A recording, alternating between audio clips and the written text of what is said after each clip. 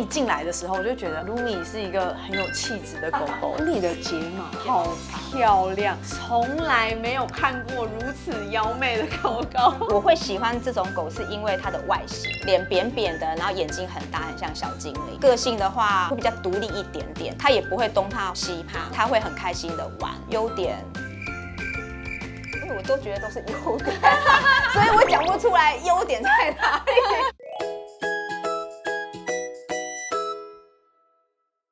大家好，欢迎回到盟主毛很多。在上一集呢，我们有介绍到北京犬，那今天这一集呢，我们就来介绍跟北京犬有血缘关系的西施犬哦。坐在我身边的就是 Lumi 妈妈。Hello， 我是 Lumi 妈妈，然后我们是 Lumi。它是毛比较长，对，毛比较长。它是男生还是女生？女生。它几岁了？今年2岁。刚一进来的时候，我就觉得 Lumi 是一个很有气质的狗狗。它长得很魔幻，你不觉得吗？对啊，而且它毛色非常的漂亮。这个毛色它有特别的名字吗？以西施来讲，它是浅3色，就是黑色、白色，然后咖啡色这样子。然后它的颜色是比较浅一点。然后我有发现到你的睫毛好漂亮，从来没有看过如此妖媚的狗狗。它这样是需要定期去修剪，我会帮它修剪。如果说它太长的话，是可以把它绑起来。可是因为我觉得睫毛很可爱，所以我就会把它剪短，看起来就很漂亮这样。但是头发是妈妈自己绑的？对，我自己绑的。因为它这样子，如果它没有绑的话，自己又把它突然变潦草公主。对，那你觉得 Lumi 是一个什么个性的狗狗啊？在家就是一个很3八的，比如说他现在想要玩玩具，他就会拿着玩具放在你前面。如果说他有需要你的话，他就这样抓，他就是要叫你跟他玩。出门的话，刚开始就会比较怕生，就像小朋友一样，要回家了才玩开，就是比较认环境，然后也比较认人。他所有的需求你都满足他之后，就各过各的生活。所以其实像西施，它也没有那么粘人嘛，跟北京犬比起来，比北京黏一点点，但它也不是会这样一直要黏着你，或是要你抱。它们本身的体温也很高，这样子抱着，其实大家都很热。那Lumi妈妈觉得它是一只适合养在公寓里面的狗狗吗？我觉得是可以。虽然它会叫，但是它不会一直持续的一直叫。比如说你可能有客人来，或是你刚回家，可能会叫一下，我觉得那都是很正常的。运动量其实也不会很多。以它来讲的话，它去公园走一圈超过30几分钟，它就很累了，然后就差不多可以回家了。我上一集问君君说北京犬只需要10分钟。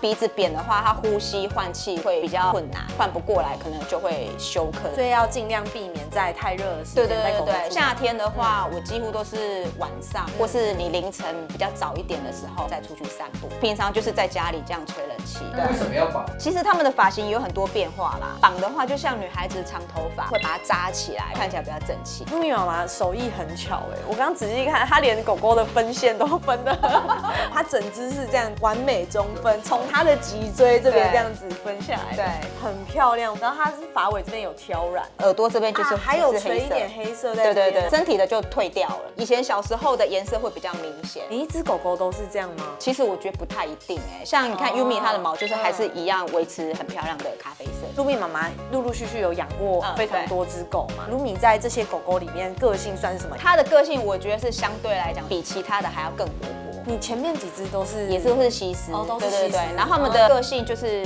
比较稳定一点，但是也有可能是刚开始我养1、2年就增加一只，所以一直是群养的。然后个性的话就是大的会带小的，像以前大小便也是啊，大的会带小的，其实就不太用教，主要是你大的一定要习惯很好。所以那时候在养它们的时候就没有像它的感觉，就是它特别皮，会咬家具，家里很多椅脚啊什么的。它以前小时候没事就是在那边一直啃，可是它不至于像那种大型狗会把你整个家具破坏掉那种。还是他现在是在演？他现在知道镜头在拍他，他现在知道，他都知道。如果新手想要养西施的话，有什么比较需要照顾的？因为它的特征就是脸比较扁，然后眼睛会比较大，泪腺这边的部分稍微多注意，眼屎啊就会比较多一点点。没有每天去清它的话，这边就比较容易发臭，白色的毛就会被泪腺泪的黄黄的、红红这样子。Lumi妈妈，你是不是有一个可以擦泪痕的小技巧，可以跟大家分享一下？这个是我自己弄的啦，这个就是一般我们市售上的洁颜水，可能弄个2、3片，然后把洁颜水把它放在这边，把它浸湿，那我们就可以直接用。就就是宠物专用的洁颜水。对，宠物专用的化妆棉是我们女生用的化妆棉，然后我们就拿起来了，从这边眼角这样比较容易有泪痕的对地方。然后如果说你今天清的话，它的岩石很多，你可以先让它湿敷，这样盖着，让它软一点，然后就可以把它清掉。我们拿卫生纸，然后把它擦干净，这样子。这样子就可以了，好棒哦！对，然后还有这个是盐粉，它这个作用是上在毛上面的话，它可以阻隔泪水，不会直接去侵蚀毛。这个我们就是手指沾一点点，然后在它这个眼头这边，擦在眼头。对，这样子就可以了。基本上眼睛就是这样子去照顾。像耳朵，因为它毛一直长期盖着嘛。对。那如果耳朵要清洁的话，因为一般很多人会拔耳毛，但是它只要一拔耳毛，它耳朵反而会发炎。这个跟眼睛的照顾也是一样的，就是你要让它保持干燥。那比如说你在整理眼睛的时候，你也可以吹风机稍微吹一下耳朵。像刚刚这个盐粉也可以放在耳朵里面，沾一点点，然后把耳朵打开。